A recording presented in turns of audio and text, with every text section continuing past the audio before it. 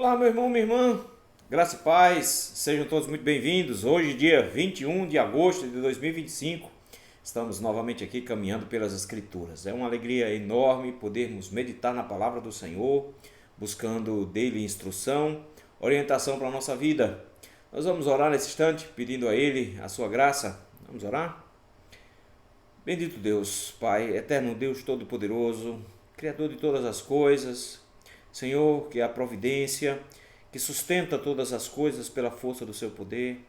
Senhor, que guia a história de acordo com a tua vontade. Glorificado seja o teu nome, Senhor.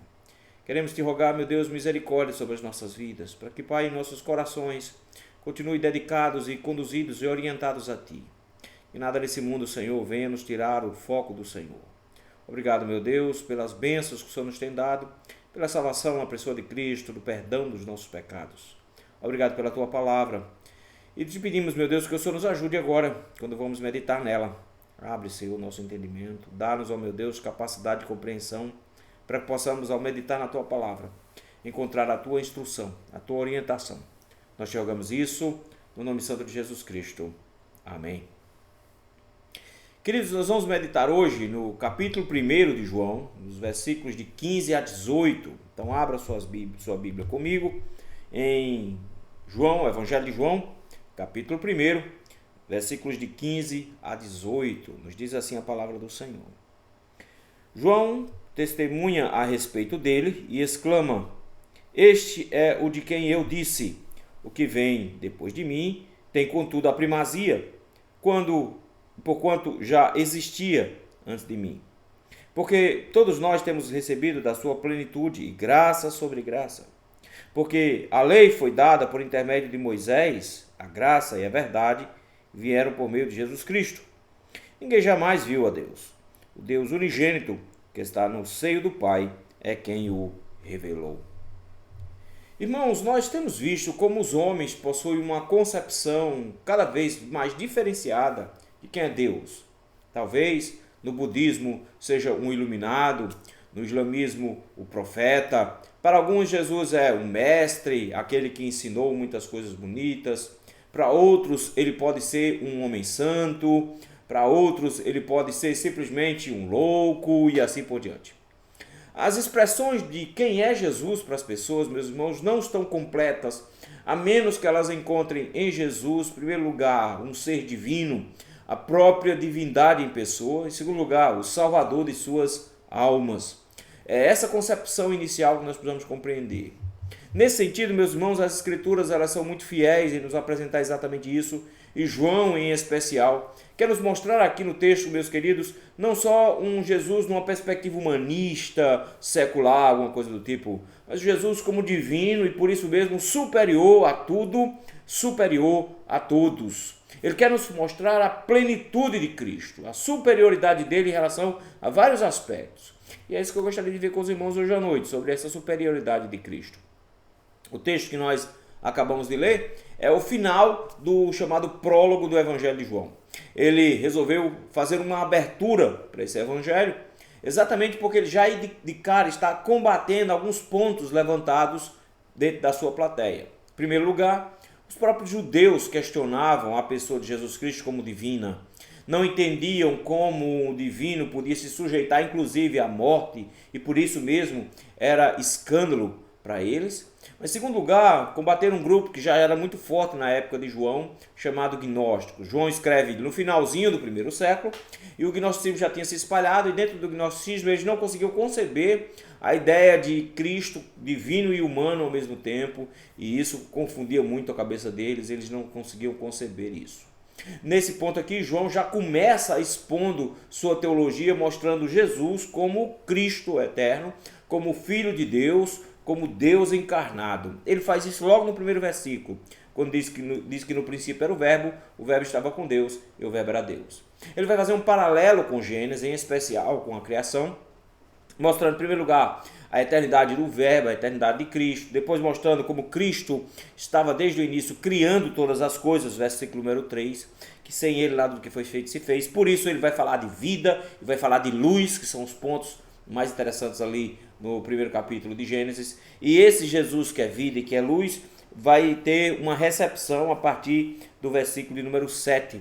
Ele veio para os que eram seus, mas os seus não o receberam. O texto diz que ele era a luz, veio para os homens, mas os homens amaram mais as trevas do que a luz. Mas temos uma esperança aqui no texto, quando o texto nos diz que todos quanto o receberam, deu-lhes o poder de serem feitos filhos de Deus. Esse Jesus que foi anunciado por João, versículo número 6, ele já disse que houve um homem chamado João, que foi enviado por Deus, que não era a luz, mas que veio para que testificasse da luz. Ele agora retorna agora no versículo 15 para falar de João, e depois no versículo 19 de volta a falar de João novamente. Mas ao falar de João agora, ele não quer apresentar João. O prólogo é para simplesmente fechar, mostrando a divindade de Cristo na sua plenitude, de como ele é superior a tudo que existe, onde o próprio João, nós vamos ver, é um desses que é inferior a ele. Diante dessa superioridade de Cristo como divino, ele vai apresentar toda a glória de Jesus, toda a obra de Jesus, dos versículos de 15 a 18. Nós veremos hoje, pelo menos, dentro dessa grandeza do Senhor, pelo menos 3 aspectos aqui. Em primeiro lugar, está aí logo no versículo número 15, Cristo é superior aos profetas. Versículo 15, ele volta a falar sobre João, mas ele sempre coloca João como testemunha. Se você ver no versículo 7, ele diz que houve um homem cujo nome era João, este veio como testemunha para que testificasse. De novo, quando você chega no versículo 15, ele de novo diz, João testemunha a respeito dele, e quando você chega no versículo 19, este foi o testemunho de João. João é sempre apresentado como aquele que testemunha, aquele que fala de fatos que ele conhece, aquele que expõe, que fala sobre aquilo que ele viu e que ele ouviu. João é apresentado aqui como uma testemunha do próprio Cristo. Mas é interessante, meus irmãos, porque muitos, inclusive judeus, confundiam João. É possível que, inclusive, nós vamos vê-lo confundido com o próprio Messias, a ponto de perguntarem se ele não era o Messias. Mais tarde, quando Jesus pergunta quem ele é, alguns chegam a achar que Jesus é João Batista, que tinha ressuscitado, alguma coisa desse tipo. Então, nesse sentido, João era uma figura muito importante. E nós não podemos negar disso. Jesus disse que entre os nascidos de mulher, ninguém era igual a João, o maior de todos os profetas. Profeta que foi anunciado lá no finalzinho do livro de Malaquias, mostrando justamente que ele seria aquela voz que iria clamar no deserto, anunciando o caminho do Senhor. Essa proclamação de anunciar o Senhor, preparando o caminho do Senhor, de anunciar o Senhor, de ser testemunha do Senhor, é o grande ponto de João. Por isso que aqui no versículo 15, ele inicia dizendo assim, João testemunha a respeito dele. Note que aqui qual é a fala de João, qual é o testemunho que João dá. Ele já disse que João veio ser testemunha a respeito da luz. Agora ele vai dizer o que é que João falava sobre essa luz. Quais eram as palavras de João? As palavras de João estão descritas aqui no versículo número 15 com as seguintes terminologias. Ele diz assim, este é o de quem eu disse, o que vem depois de mim tem contudo a primazia, porquanto já existia antes de mim. Nós não sabemos em que momento exato João disse. É o que tudo indica. Ele disse isso logo depois do batismo. Nós vamos ver os outros evangelhos trazendo expressões parecidas de João. Quando João diz que aquele que viria, ele não era digno sequer de desatar as correias da sandália. Quando Jesus aparece, ele indica, dizendo, eis o Cordeiro de Deus que tira o pecado do mundo. Isso é interessante ver a forma como João coloca aqui. Porque ele diz, este é o de quem eu disse. Note, o testemunho já estava sendo apresentado. João estava já falando sobre Jesus. João já estava expondo sobre Jesus. E o que é que ele vinha dizendo sobre Jesus? Que ele vem depois de mim. Essa expressão de vir depois de mim, meus irmãos, é interessante, porque João e Jesus já tinham se encontrado antes. Na verdade, eles se encontraram ainda quando estavam ambos na barriga das mães. Quando Maria se encontra com Isabel, mãe de João Batista, a criança no ventre de Isabel saúda a criança no ventre de Maria. Eles se reconhecem ali e João já saúda dentro do ventre da mãe já o seu Senhor, ele já o reconhece do outro lado, a ponto que esse menino, desde da sua concepção, já era cheio do Espírito Santo. Mas se você prestar atenção, nesse parentesco que João possui, João é mais velho do que Jesus. João tem alguns meses de diferença em relação a Jesus. Jesus mal tinha sido concebido na época que tinha conversando com Isabel, e João já estava mais desenvolvido, ela já estava prestes a dar à luz, já estava próximo de dar à luz. E é interessante ver isso, porque no final das contas, João tem a primazia. Se João nasceu primeiro, João tinha a primazia. O ponto era que os mais velhos sempre são superiores aos mais novos. Nesse sentido, João poderia ser considerado superior, porque ele tinha a primazia de nascimento. Ele nasceu primeiro. Por isso ele diz, aquele que vem depois de mim. João teve a primazia de nascimento, nasceu primeiro, teve a primazia ministerial, iniciou o ministério bem antes de Jesus. Quando Jesus iniciar o seu ministério, João já tem um ministério consolidado, com multidões o buscando para ser batizado. Então, de alguma forma, João já tinha um ministério que antecedia o ministério de Cristo. Então, em todos os aspectos, João vem primeiro. Nesse sentido, João deveria ter a primazia em relação a Jesus, mas não é isso que o texto aponta. O texto diz o oposto. Este é aquele de quem eu disse, que vem depois de mim, tem, contudo, a primazia. João reconhece que Jesus é maior do que ele, que Jesus tem a primazia sobre ele. Esse reconhecimento é dito no outro evangelho, que João falou que importa que ele crescesse e que João diminuísse. Esse ponto aqui é interessante porque João reconhece que, por mais que ele tivesse a primazia e fosse mais velho, era Jesus que era mais importante porque tinha primazia. E ele explica no final do versículo 15, porquanto já existia antes de mim. Ele está apontando para a eternidade do verbo lá no versículos de 1 e 2. E estava no princípio com Deus. O verbo, ele é anterior à encarnação. Jesus não passa a existir no ventre de Maria. Ele antecede a Maria, ele antecede ao próprio tempo. Ele não tem início, e por isso mesmo, por ele estar desde o princípio, João diz, eu não posso ter a primazia mesmo que eu tenha nascido depois, porque esse que nasceu depois de mim, na verdade, ele vive bem antes de mim. João reconhece a eternidade de Jesus e mostra que não buscava a primazia em relação a Jesus. Jesus, nas próprias palavras de João, era superior a ele.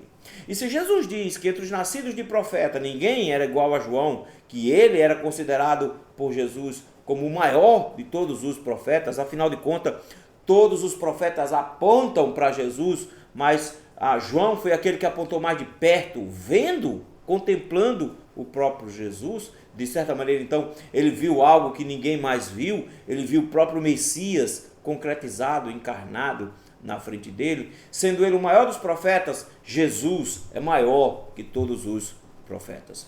João, na verdade, meus irmãos, era a voz que clama no deserto, mas Jesus é a própria palavra que criou todas as coisas. Essa primazia eterna de Cristo sobre o profeta nos mostra que o profeta somente ressoa a palavra de Deus, que ele não tem primazia, que ele não tem importância, que ele não tem um grau de respeitabilidade a ponto que ele se coloque acima de Cristo Jesus.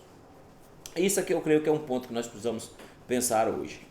Um mundo, meus irmãos, de uma falsa religiosidade, onde as gerações estão buscando, não a Cristo, mas estão buscando grandes personagens. Numa época de internet, onde as pessoas estão procurando pastores e pregadores que se sobressaem, que são conhecidos, e em Deus idolatram, tornam-se fãs desses pregadores, que buscam lideranças religiosas fortes, que centram em si todo o ministério, toda a igreja, como se a igreja existisse em torno daquela pessoa, daquela figura. Isso aqui, meus irmãos, é uma indicação muito interessante, muito importante. Cristo é o único que importa para aparecer. Que não importa que sejam os homens, entre os profetas, Cristo é sempre aquele que é exaltado. E se por acaso qualquer um que seja liderança religiosa e tente se exaltar a ponto de que Cristo suma diante da glória deles, eles na verdade são usurpadores. João nos ensinou que ele foi o maior dos profetas, mas mesmo assim ele diz, Cristo tem primazia porque me antecede. Ele veio antes de mim. Quando ele coloca isso, de Jesus existindo antes dele, ele diz, o meu ministério é para apontar para Cristo, é para falar de Cristo. Não reconheça líderes que buscam holofotes para si. Não reconheça líderes que querem simplesmente aparecer. Não reconheça líderes que querem a glória para si. Se ele não aponta para Cristo, ele não é de Cristo. Todo profeta reconhece, todo pregador deve reconhecer que Cristo é superior a tudo e é superior a todos. Mesmo que ele proclame que Cristo é superior, mas sua atitude mostra que ele acha-se mais importante e se coloca como centro da igreja de Cristo, rejeite. O verdadeiro cristão, o verdadeiro pregador, reconhece que Cristo é superior a todos os profetas, inclusive superior a eles mesmos.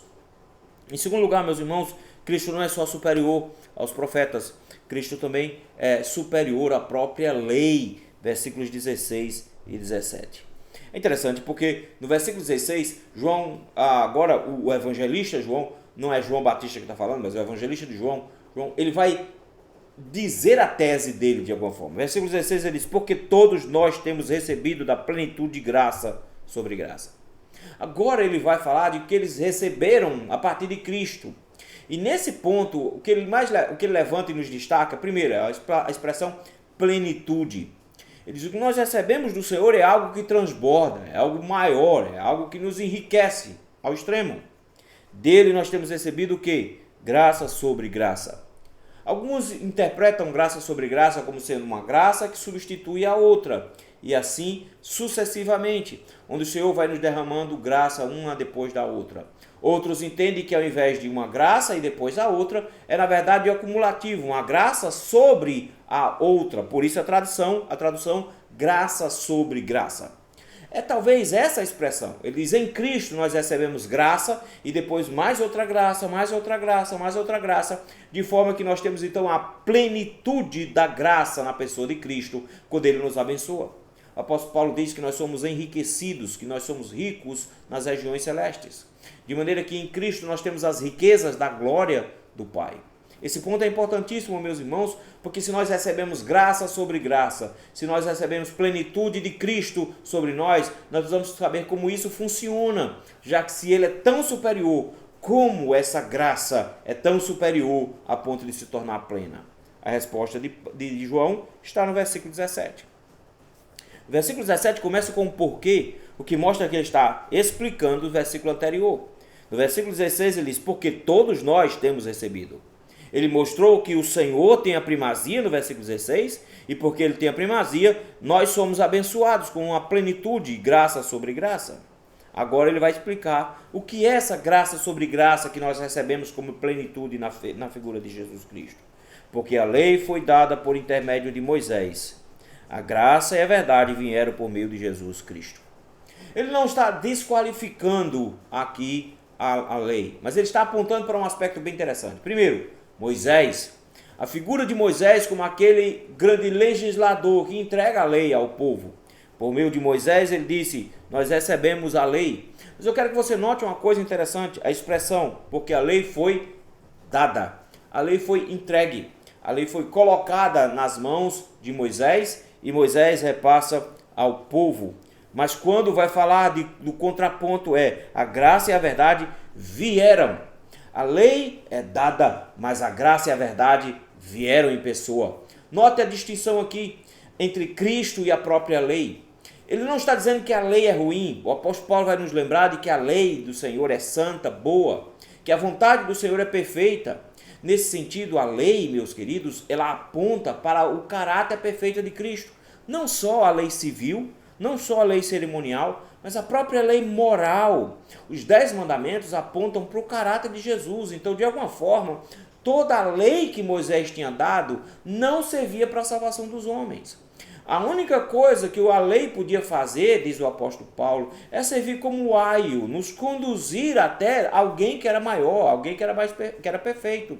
Afinal de contas, a única coisa que a lei nos diz é que nós somos transgressores. A lei veio para nos fazer reconhecer a nossa incapacidade de adquirir graça, de adquirir a plenitude. A lei veio para nos lembrar de que nós somos pecadores e que nós quebramos a lei. Que não existe nenhum mandamento que nós não já tenhamos quebrado e que por isso mesmo nós somos por ela condenados. A lei condena a todos. E para isso ela foi dada. Ela foi dada para apontar aos homens os seus pecados, mas não para salvar os homens. Ninguém foi salvo por obras da lei. Ninguém jamais foi salvo por obras da lei, afinal de contas, ela nunca teve esse propósito. Qual era o propósito dela? Primeiro, apontar para o caráter de Jesus Cristo. Segundo, apontar para a minha necessidade de alguém cumprindo a lei em meu lugar, o próprio Jesus Cristo.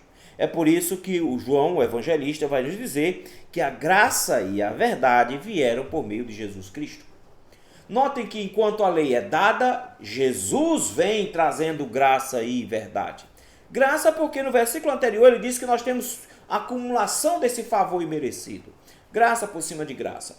Enquanto a lei vinha trazer condenação, nos mostrando a nossa condição de pecadores condenados, Cristo veio trazendo graça. E graça em abundância a tal ponto de que nós agora, sem merecermos, recebemos a salvação.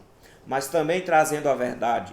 Já que a lei apontava como uma sombra para a personalidade de Cristo, a lei apontava como uma sombra para o caráter de Cristo, para quem ele era. Mas quando Cristo chega, ele aponta para a própria lei e mostra que ele é a personificação da lei. A lei, meus irmãos, funciona como um retrato de Cristo, mas Cristo é a pessoa em si. Por isso que ele é a verdade, ele é a realidade. Ele é aquilo para onde a lei apontava. O autor dos Hebreus vai falar então que tudo isso era só sombra. Era uma sombra projetada da realidade.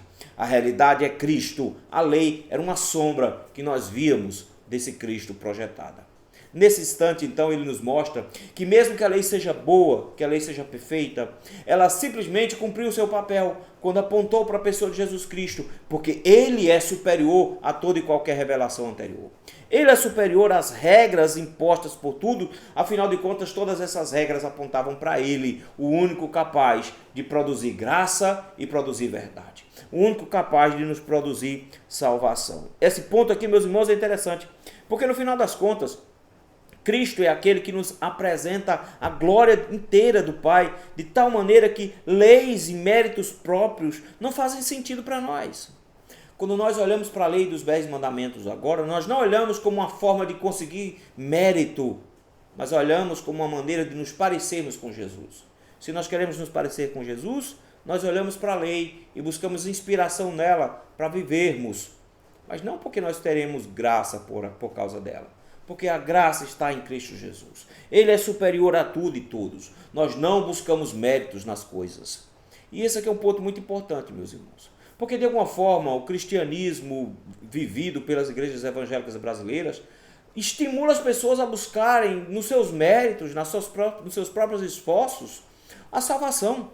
Elas acham que serão salvas porque dão dízimos, acham que serão salvas porque de alguma forma oram e leem a Bíblia, porque frequentam cultos, porque têm uma vida moral, entre aspas, meio um pouco mais regulada, porque não fazem determinadas extravagâncias, porque não bebem, não fumam e não adulteram, então elas já são salvas. As pessoas começam a olhar para a lei e pensam que cumprindo determinados preceitos, elas serão salvas. A lei não serve para isso. Pela graça sois salvos, mediante a fé. Isso não vem de vós, é dom de Deus, não vem de obras para que ninguém se glorie. Nós não temos mérito nenhum. Nós só temos graça na pessoa de Jesus Cristo. Por isso é superior à lei. Ele é superior exatamente porque ele cumpriu toda a lei. Por isso, meus irmãos, em último lugar, versículo de número 18. O texto nos diz que, além de Jesus ser superior aos profetas, além dele ser superior à própria lei, o texto nos diz que ele também é superior à revelação de Deus. Diz assim, versículo 18. Ninguém jamais viu a Deus. O Deus unigênito que está no seio do Pai é quem o revelou. O texto nos ensina, meus irmãos, então, que essa revelação na pessoa de Jesus Cristo é superior a tudo. Ele já mostrou que o próprio Cristo é superior à lei, mas que Cristo nos revela algo que nem a própria lei foi capaz de revelar. Moisés foi uma pessoa extremamente privilegiada. Por quê? A lei foi dada a ele. O texto nos diz que ele viu a glória de Deus. Ele pediu isso. E ele viu a glória do Senhor ali por trás de uma rocha, viu somente a bondade do Senhor de costas. Ele viu uma sombra. Mas o texto começa a nos mostrar que a revelação de Moisés na lei e a revelação que Moisés possuiu foi pequena. Foi pequena comparada à revelação da pessoa de Jesus Cristo. O texto nos diz: ninguém jamais viu a Deus. Isso é verdade. Ninguém jamais viu a Deus, exatamente porque Deus é Espírito. A própria pessoa, segunda pessoa da Trindade não pode ter visto fisicamente a Deus, já que Deus é Espírito, ele não é corpo, ele não é corpóreo. Essa incapacidade de ver a Deus não é só uma questão física aqui. Ele está dizendo que ninguém teve acesso a Deus para poder vê-lo. Ninguém jamais o viu. Todos os contatos que tivemos com Deus foram por intermédio de Jesus Cristo. Por isso, versículo 18, ninguém jamais viu a Deus. O Deus unigênito que está no seio do Pai é quem o revelou. Somente um podia ver e conhecer a Deus. É esse conceito. É aquele que veio dele. O texto diz então que Jesus é o Deus unigênito. Note que a expressão Deus unigênito nos mostra justamente essa filiação de Jesus, o unigênito do Pai, o único nascido dele, aquele que é eternamente gerado do Pai. Ele veio de Deus. E quem pode subir aos céus, pergunta o Salmo 15, senão aquele que de lá desceu? Ninguém pode subir aos céus. Tem que ter uma série de qualificações que o autor aos Hebreus vai dizer que só é aquele que veio lá dos céus. Quem pode revelar a Deus? Resposta: só quem pode revelar a Deus é Jesus Cristo. Esse que está no seio do Pai é quem o revelou. E essa ideia de revelar aqui, meus irmãos, é perfeita. Porque vejam, se Moisés viu um vislumbre somente da glória que já era de Cristo, Cristo vem e nos revela ao Pai em toda a sua complexidade e grandeza. A ponto que se você caminhar só mais um pouquinho aí na sua Bíblia, no capítulo 14 de João, no próprio Evangelho de João, Filipe, no versículo 8, vai fazer um pedido interessante do capítulo 14. Replicou-lhe Filipe: Senhor, mostra-nos o Pai, e isso nos basta. Veja, a pergunta que o pedido que Filipe faz é de que Jesus revele o Pai. E olha só que interessante, versículo 9. Disse-lhe Jesus: Filipe, há tanto tempo estou convosco, e não me tens conhecido? Quem me vê a mim, vê o Pai. Como dizes tu, mostra-nos o Pai? Olha só que fantástico. Jesus diz: eu sou a revelação perfeita do Pai. A expressão que João usou aqui no versículo de número 18 do capítulo 1 é aquele que explica o Pai, aquele que mostra o Pai nos seus detalhes, aquele que mostra o Pai em tudo. Por que ele consegue mostrar o Pai? Porque ele veio do Pai. João 14 ele diz: não creis que eu estou no Pai e o Pai está em mim? Estas palavras que eu vos digo, não as digo por mim mesmo, mas o Pai que permanece em mim faz as suas obras. Crede-me que eu estou no Pai e o Pai em mim. Crede ao menos por causa das mesmas obras. Ele diz: eu mostrei a vocês o Pai. Como é que vocês não estão conseguindo ver o Pai? Vocês viram as mesmas obras. Jesus, meus irmãos, mostrou poderes absurdos sobre a criação. Jesus mostrou poderes absurdos sobre a própria vida. Jesus mostrou o poder de Deus de forma muito prática. Ele diz: eu mostrei o Pai para vocês. E não só, ele trouxe a própria palavra do Pai. Tudo que ele ouviu do Pai, ele entregou para eles. Ele diz: eu revelei o Pai na sua completude. Cristo, meus irmãos, é a maior revelação que nós podemos esperar a respeito de Deus. Não é possível sabermos quem é Deus, quem é o Pai, a não ser por meio de Jesus Cristo. Por isso que o apóstolo Paulo vai dizer que em Cristo habita corporalmente toda a plenitude de Deus. Cristo, meus irmãos, nos revelou a pessoa de Jesus, de Deus Pai. Se nós quisermos contato com Deus Pai, é em Cristo que nós vamos encontrar essa pessoa. Nesse mundo, meus irmãos, onde as pessoas têm buscado uma espiritualidade, misticismo, ver coisas, sentir coisas, se arrepiar e coisas desse tipo, querendo revelações especiais. O texto nos diz que nós temos em Cristo toda a revelação que nós precisamos. Cristo, meus irmãos, é suficiente. Ele é a revelação que nós precisamos. Quantas pessoas estão buscando experiências espetaculares aí, querendo ver coisas e conhecer coisas, ver anjo, vai para o céu, vai para o inferno, coisa do tipo. Não, meu irmão, o que o Senhor nos chama é conhecer a Cristo. Se você conhecer a Cristo, você terá a maior de todas as revelações. Ter revelações especiais não é nada. Ter experiências sobrenaturais não é nada, se você não conhece a pessoa de Jesus Cristo. Porque Cristo é toda a revelação que você precisa a respeito do Pai. É por isso mesmo que o autor aos Hebreus já começa dizendo que ele nos falou no passado por meio dos profetas, mas agora se revelou no seu próprio Filho. Jesus é a revelação suprema, perfeita de Deus. Nós não precisamos de mais nada, só dele, para conhecer tudo o que nós precisamos saber sobre Deus. O texto, então, meus irmãos, nos mostrou, de alguma maneira, a superioridade de Cristo em todos os sentidos.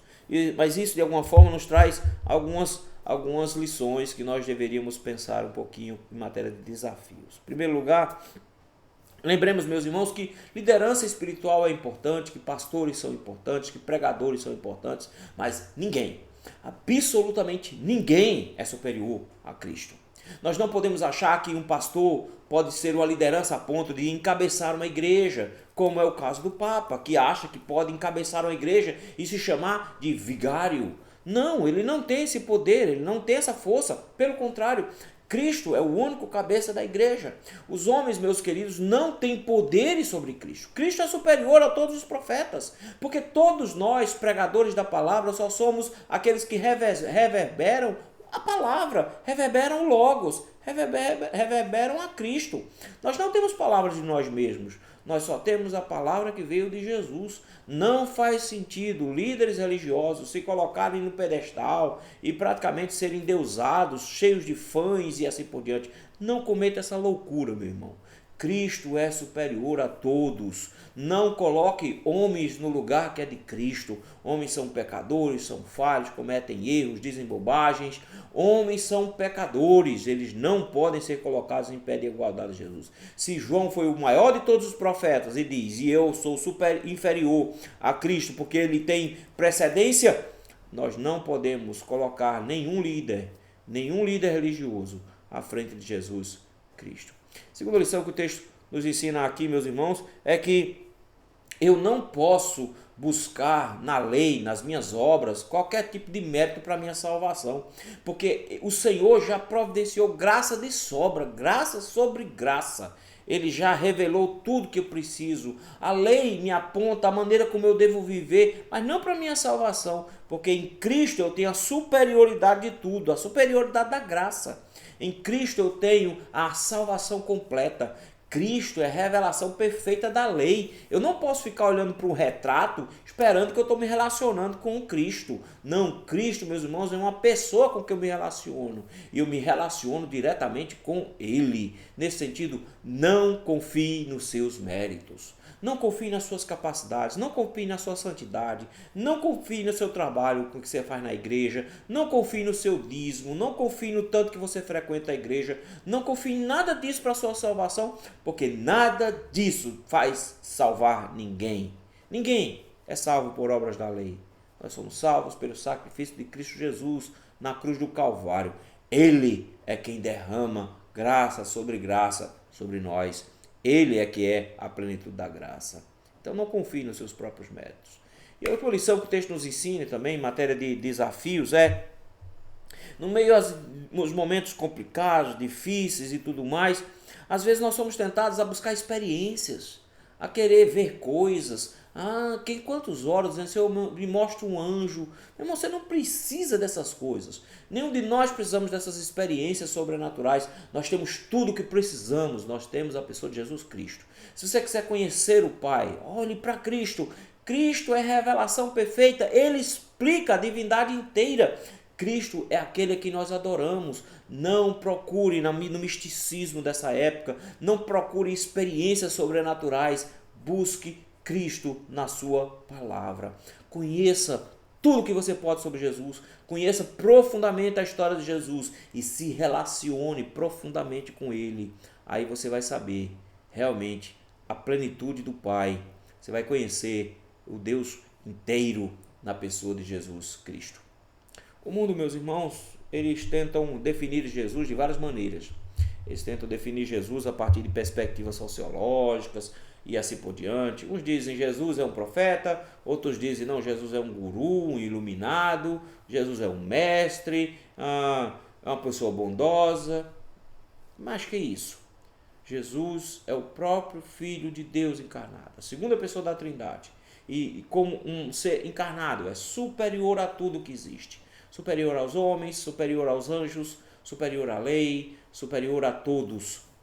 Nós precisamos conhecer a Cristo como Ele realmente é, o Deus supremo, a plenitude da divindade.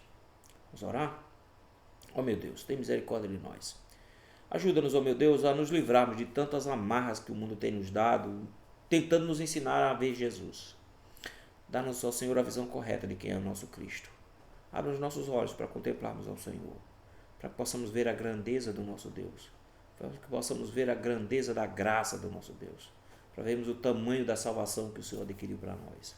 Ajuda-nos nesse sentido, Senhor, nós te rogamos no nome de Jesus. Amém. Primeiramente, me desculpe pela voz. A voz não está boa. Estou com uma crise de garganta durante essa semana e ela está falhando de vez em quando. Então, peço perdão.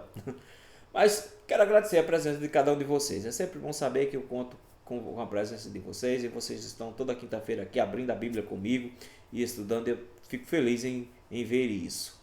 Não se esqueça, se você está passando por aqui e ainda não é inscrito, é nosso convidado a se inscrever. Nós estamos toda quinta-feira estudando a palavra e nos domingos nós também temos transmissão dos cultos pela manhã e pela noite. Você pode assistir também.